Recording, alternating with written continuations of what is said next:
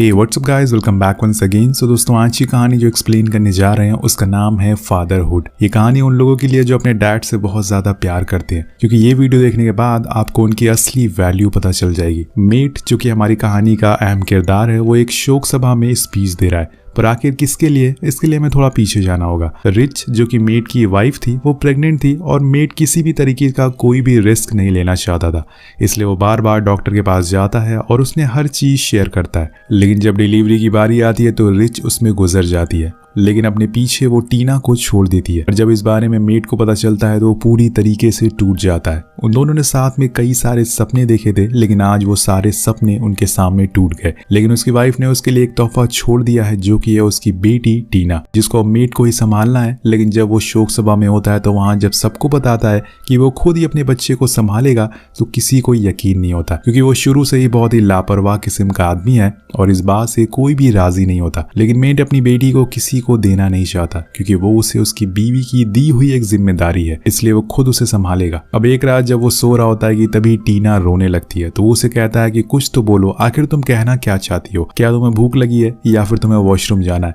पर वो अभी कुछ ही महीने की है, इतनी जल्दी वो कैसे बोल सकती है? अब ये बात मेट को कौन समझाएगा? अब यहाँ वो उसका डायपर चेंज करता है, लेकिन उसे फेंकने के बजाय वो उल्टा अपने साइड में दबा लेता है। इसके बाद वो नीचे जाता है, जहाँ पे उसकी मदर इन लॉ और उसकी मॉम भी थी। वो टीना को रोते हुए देखकर उससे पूछती है कि आखिर इसे क्या हुआ है और तुमने इसे कैसे डायपर पहनाया हुआ है? तो वो कहता है कि ये ठीक है बिल्कुल, मैं तो बस इसके दूध की बोतल लेने आया था। तब मदर इन लॉ कहती है कि मैंने इसका रोना सुन लिया है, और उनकी आंख खुल गई और वो जानती है कि मेट टीना को संभाल नहीं पाएगा, इसलिए वो उसे अपने पास रखने को कहती है। वो उसे कहती है कि वो टीना को अपने पास रखना चाहती है जब तक वो बड़ी नहीं हो जाती, और वो और उसकी मॉम दोनों उसे गांव लेकर जाएंगे, जहाँ पे उसका अच्छे से देखभाल हो पाएगा और वो यहाँ पर अच्छे से काम भी कर पाएगा। लेकिन मेट नहीं मानता। वो कहता है कि आपको क्या लगता है, मैं अपनी बेटी का ख्याल नहीं रख सकता हूँ? हाँ, ये सच है कि मैं लापरवाह हूँ, लेकिन मैं सबको दिखा दूंगा कि कैसे बच्चों को संभालते हैं। लेकिन उसकी इन लॉ उसे बहुत ही समझाती हैं कि तुम भी परेशान हो जाओगे। तो आखिर मेट बोल ही देता है कि ठीक है, मैं कल सोच कर बताऊंगा। अब अगले दिन वो ऑफिस जाकर बॉस से रिक्वेस्ट करता है वो उसे कुछ दिनों के लिए वर्क फ्रॉम होम करने दे, और जब उसकी कुछ अर्जेंट मीटिंग होगी तो वो ऑफिस आ जाएगा। लेकिन उसके बॉस कहते हैं कि ऐसा तो नहीं हो सकता, पर क्या तुम अपनी बेटी को संभाल रहे हो? तो वो कहता है कि क्यों, आपको क्या लगता है मैं उसको नहीं संभाल सकता हूँ? तो बॉस कहते हैं कि जरूर संभाल सकते हो, लेकिन ये इतना आसान नहीं है। तब मेट गुस्से में कह देता है कि ठीक है, अगर आपको ऐसा ही लगता है तो मैं ये जॉब आज से छोड़ देता हूँ। लेकिन वो उसके हौसले के आगे हार जाते हैं और उसे वर्क फ्रॉम होम दे देते हैं। अब घर आने पे उसकी मदर इन लॉ टीना के कपड़े सही कर रही थी, जिसे देखकर मेट कहता है कि आप तो जाने वाली थी ना? तो वो कहती है कि नहीं, अभी मैं कुछ दिन और रुकूंगी। तो मेट कहता है कि ऐसा नहीं हो सकता, ऐसे हुआ तो मैं पागल हो जाऊंगा। और इसी दौरान वहाँ मेट का दोस्त जॉन आता है, जो उसकी मॉम के साथ ही फ्लर्ट करने लगता है, जिससे मेट को बहुत गुस्सा आता है। वो थोड़ा फ्लर्टी टाइप का बंदा होता है। अब कुछ देर बाद वो दोनों बच्चों की शॉप पर जाते हैं, जहाँ पर जॉन यहाँ भी एक लड़की के साथ फ्लर्ट करने लगता है। लेकिन मेट उसे घर वाली बात का बदला यहाँ पर ले लेता है और उसकी सेटिंग खराब कर देता है। वो उस लड़की से कहता है कि जॉन घर पर डायपर पहनता है और उसे एम्बैरेसमेंट फील करवा देता है। अब घर आने पे उन दोनों में इस बात को लेकर बहस होना शुरू हो जाती है और ये सब टीना देखती रहती है। अब कुछ दिनों बाद जब वो अपनी माँ के साथ टीना को लेकर पार्क जाता है, जहाँ पे वो टीना की कार को ठीक कर रहा था, और इस बात से वो फ्रस्ट्रेट होकर बहुत गुस्सा हो जाता है। तब उसकी माँ उस चीज को बहुत ही आसानी से कर देती है और उसे समझाती है कि हर चीज में इतनी जल्दीबाजी नहीं की जाती, तुम्हें आराम से काम लेना पड़ेगा, मुझे तुम पर भरोसा है, तुम ये कर सकते हो। अब कुछ समय के बाद वो दिन भी आ जाता है जब मेट की मॉम और मदर इन लॉ के गाँव जाने का टाइम आ जाता है। वो टीना को मेट के साथ छोड़कर जा रही थी। अब उनके जाने के बाद वो बहुत ही रिलैक्स फील करता है और अपनी पुरानी लाइफ में वापस लौट जाता है। यहाँ पे तीनों दोस्त आपस में फुटबॉल खेलते हैं। मेट टीना को लेकर ऑफिस भी जाता है और वो धीरे धीरे अब टीना को संभालना सीख गया था, लेकिन अभी भी कुछ चीजें थी जिससे वो परेशान था, और वो था उसका रात में रोना, जिस वजह से मेट की नींद भी पूरी नहीं हो पाती थी और इसी वजह से वो थोड़ा परेशान हो चुका था। यहाँ वो अपनी मॉम से इसकी वजह पूछता है तो वो उसे लोरी सुनाने का सुझाव देती है, लेकिन उसे भी कुछ बात नहीं बनती। उसके कई कलीग उसे न्यू पेरेंट्स ग्रुप के बारे में बताते हैं, जहाँ पे कुछ नए पेरेंट्स को बेबी सिटिंग करना सिखाया जाता है, पर वहाँ जाके उसे पता चलता है कि उसमें तो एक भी आदमी नहीं है, वहाँ सब औरतें मौजूद थी। लेकिन उसे कुछ ज्यादा फर्क नहीं पड़ता। वहाँ वो उन सब के सामने अपनी सारी प्रॉब्लम शेयर करता है, जैसे कि वो बहुत रोती है और वो घंटों तक रोती रहती है। एक लेडी उसे सुझाव देती है और कहती है कि मेरी बेटी जब रोती है तो मैं वैक्यूम क्लीनर को ऑन कर देती हूँ, जिससे वो चुप हो जाती है। तुम भी ऐसा ट्राई कर सकते हो, क्या पता वो चुप हो जाए। तो मेट उस दिन ऐसा ही करता है और लकीली टीना चुप हो जाती है, जिससे वो बहुत खुश होता है। चलो वहाँ ग्रुप में जाने का कुछ तो फायदा हुआ। अब नेक्स्ट डे ऑफिस में मेट प्रेजेंटेशन दे रहा होता है कि तभी उसे टीना की रोने की आवाज आती है। वो अपना सारा काम छोड़कर उसके पास जाता है और फौरन वैक्यूम को ऑन कर देता है। यहाँ पे इस चीज से औरों को भी दिक्कत होने लगती है और मेट टीना को गोद में लेकर अपनी प्रेजेंटेशन देता है, जो कि देखने में बहुत ही अजीब था, जिससे उसके बॉस को थोड़ी दिक्कत भी होती है। लेकिन वो भी उसे ऐसे अकेले छोड़ तो नहीं सकता है। लेकिन काम खत्म होने के बाद बॉस उसे अपने कैबिन में बुलाते हैं और उसे किसी बेबी सीटर को हायर करने को कहते हैं, क्योंकि ऐसे वो काम पर ध्यान नहीं दे पाएगा। लेकिन तभी वहां पर एक कलीग आकर उसे कहती है कि उसका प्रेजेंटेशन करने का तरीका बहुत अच्छा लगा, इसलिए वो उसके प्रोजेक्ट को हाँ कर देता है, जिससे कि उसके बॉस भी चुप हो जाते हैं और तब तक मेट को भी समझ आ जाता है कि अब उसे बेबी सीटर को हायर करना ही पड़ेगा। तो फाइनली एक लड़की को हायर कर लेता है और इसके बाद फिर वो जॉन के साथ पार्टी करने के लिए निकल जाता है, जहाँ पे जॉन उसे कहता है कि तुम्हें अब उस बेबी सिटर के साथ मस्ती करना चाहिए। लेकिन मेट रिच को भूल नहीं पाया, वो ऐसे ही उसकी जगह किसी को दे नहीं सकता है, जिस वजह से वो वहां से घर आ जाता है और उस बेबी सिटर को वहां से जाने को कह देता है, क्योंकि वो नहीं चाहता कि उसके और टीना के बीच में कोई तीसरा शख्स आए। अब नेक्स्ट डे वहां उसकी मॉम आती है, जो उसे याद दिलाती है कि आज टीना को डॉक्टर के पास चेकअप के लिए ले जाना है, पर वो भूल चुका था, इसलिए वो फौरन उसे फटाफट डॉक्टर के पास ले जाता है, जहाँ जाके उसे लग रहा था कि शायद डॉक्टर उसे कहेंगी टीना की ग्रोथ सही से नहीं हुई है। लेकिन वो ऐसा कुछ नहीं कहती, बल्कि वो मेट की तारीफ करती है कि एक मर्द होने के बावजूद उसने अपनी बेटी को बहुत ही अच्छे से ख्याल रखा है, वो बिल्कुल ठीक है।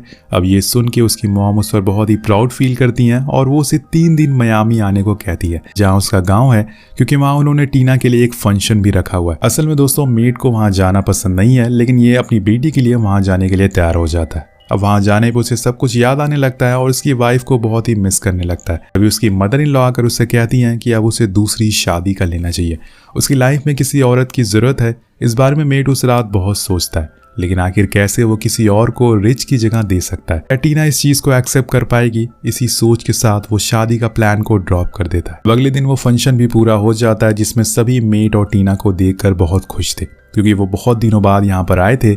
देखते ही देखते समय बीत जाता और टीना बड़ी हो चुकी है। मेट उसका स्कूल में एडमिशन भी करा देता है, जहाँ पे रिच अपने बच्चों को हमेशा से पढ़ाना चाहती थी। लेकिन वहाँ के टीचर टीना से खुश नहीं थे, क्योंकि लड़की होने के बावजूद वो पैंट्स में आती थी, और जब वो मेट से इस बारे में बात करने की कोशिश करते हैं, वहाँ से भाग जाता है। हम देखते हैं कि टीना रिच की तरह ही एकदम स्मार्ट और बहुत ही होशियार किस्म की लड़की है, और ये बात मेट भी अच्छे से जानता है। यही वजह है कि वो उसके साथ खेले गए एक भी गेम में जीत नहीं पाता है। अब इसी तरह से कहानी आगे बढ़ती रहती है, और एक दिन जब वो उसके साथ पार्क में होता है, तब वहाँ उसकी मुलाकात शैरन नाम की लड़की से होती है, जो असल में ऑस्कर की दोस्त थी, जो कि जॉन का दोस्त है। उसका प्लान था कि शैरन को मेट से मिलवाना, और कोइंसिडेंटली ये उसका निकनेम रिची होता है, जो मेट की वाइफ थी। अब मेट को पता चल गया था कि ये सब ऑस्कर ने किया है, लेकिन वो वहां से भागता नहीं है, बल्कि उसके साथ बातें करता है, जिसमें मेट को पता चलता है कि शैरन असल में एक एडल्ट कार्टून में काम करती है, जो हर रोज टीना और जॉन देख, और आज रात वो वही देख रहे थे। लेकिन मेट उसे बंद कर देता है, क्योंकि वो एक अडल्ट शो था। उसी दौरान जॉन उसे शैरन के बारे में पूछने लगता है, लेकिन वो नहीं चाहता कि वो किसी लड़की के बारे में टीना के सामने बात करे। पर जॉन चुप नहीं होता और बोलता ही रहता है, जिससे टीना को थोड़ा बहुत तो पता चल ही जाता है कि असल में यहाँ क्या हो रहा है। कहानी आगे बढ़ती है, और कुछ दिन बाद एक बच्चा टीना को स्कूल में परेशान करता है, क्योंकि उसके डैड हमेशा उसे पैंट पहना कर भेजते थे, जिसे लेकर उन दोनों में लड़ाई हो जाती, तो प्रिंसिपल को मेट को बुलाना पड़ता है। और यहाँ वो मेट से कहती हैं कि आपको टीना को स्कर्ट पहनाना ही पड़ेगा, ऐसे कब तक चलता रहेगा, वरना वो हर रोज किसी न किसी से लड़ाई करती रहेगी। ये बात सुनकर आखिरकार मेट मान जाता है और उसके लिए स्कर्ट ले लेता है। अब एक दिन मेट टीना से कहता है कि वो आज रात बाहर जा रहा है। ये पहली मर्तबा हो रहा था जब मेट उसके बिना कहीं बाहर जा रहा है, और वो उसे वादा करता है कि वो जल्दी आ जाएगा। ये सुनकर टीना थोड़ा उदास हो जाती है, तब वो उसे रिच का एक लॉकेट गिफ्ट करता है, जिसे उसने अभी तक संभाल कर रखा था। इसे पहन के वो सो जाती है और मेट शैरन से मिलने जाता है, जहाँ पे दोनों बहुत सी बातें करते हैं, और ये कहीं ना कहीं एक दूसरे को पसंद भी करने लगे थे। यहाँ रिच के बाद शैरन ही एक लड़की थी जिसका साथ उसे पसंद आ रहा था, लेकिन उसके वजह से वो टीना से दूर होता जा रहा था। तो ज्यादा समय टीना को उसकी दोस्त के घर छोड़ दिया करता था, जहाँ पर अब टीना को भी एहसास हो रहा था कि वो अपने डैड से दूर हो रही है और उन्हें मिस भी करती थी, पर वो उनसे कुछ नहीं कहती। पर वहीं मेट शैरन के साथ एक अच्छा समय बिता रहा था। लेकिन एक दिन टीना जिद करती है कि वो इस वीकेंड घूमने जाएगी, तो मेट भी मान जाता, और फिर उस दिन वो दोनों घूमने जाते हैं। लेकिन वहां पर मेट ने शैरन को भी बुलाया था, ताकि वो उसे टीना के बारे में बता सके और उसे मिलवा भी सके, लेकिन वो ये बताने में हिचकिचा रहा था।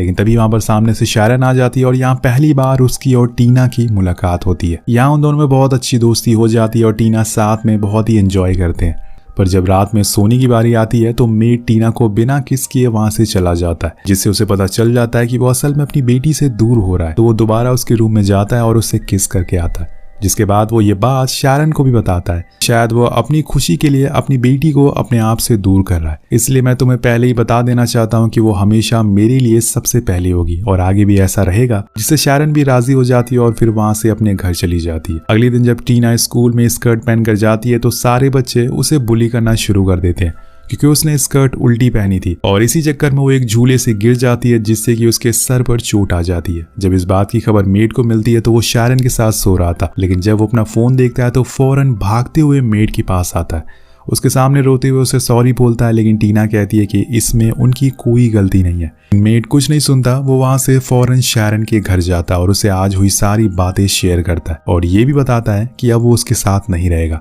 क्योंकि आज जो भी कुछ हुआ उसकी बेटी के साथ शायद उसकी वजह से हुआ है। उन दोनों के साथ आने के बाद ही वो अपनी बेटी से दूर होता जा रहा है, इसलिए वो चाहता है कि वो अब अलग हो जाए। शारन को भी ये बात समझ आ जाती है, लेकिन उसे बहुत ही बुरा लगता है और वो रोने लगती है, लेकिन वो बिना कुछ बोले ही वहां से चली जाती है। हालांकि दोस्तों, मेड को शारन से ब्रेकअप करके अच्छा नहीं लगता, लेकिन उसके लिए उसकी बेटी की खुशी सबसे पहले नंबर पर है। वेल, नेक्स्ट डे उसके लिए एक और परीक्षा आती है। जब वो अपने ऑफिस पहुंचता है तो उसके बॉस उसे बताते हैं कि उसे क्रोटिया जाना होगा 1 महीने के लिए, लेकिन वहां वो अपनी बेटी को नहीं ले जा सकता, जिस वजह से मेड साफ साफ मना कर देता है। पर बॉस कहते हैं कि आखिर कब तक तुम ऐसी अपॉर्चुनिटीज छोड़ते रहोगे, तुम्हें कुछ फ्यूचर के लिए सोचना होगा। इस ट्रिप पर जाने से तुम्हारी सैलरी और तुम्हारी पोजीशन दोनों बढ़ जाएगी, जिस वजह से मेड हाँ कर देता है। पर इसके लिए उसे टीना को अपने गांव में छोड़ना पड़ेगा, उसकी नानी के पास। लेकिन जाते टाइम वो शारन के बारे में उसे पूछती है तो वो बताता है कि हम लोग अब अलग हो गए, और इस बात से टीना को बहुत बुरा लगता है तो वहां से भागने लगती है। लेकिन वो बहुत ही उसे समझाता और फिर आखिर में वो उसे लेकर गाँव पहुंच जाता है, जहाँ पे उसकी नानी उसे उसकी मॉम का रूम दे देती हैं और फिर बाद में उसे रिच के बारे में बहुत सी बातें भी बताती हैं।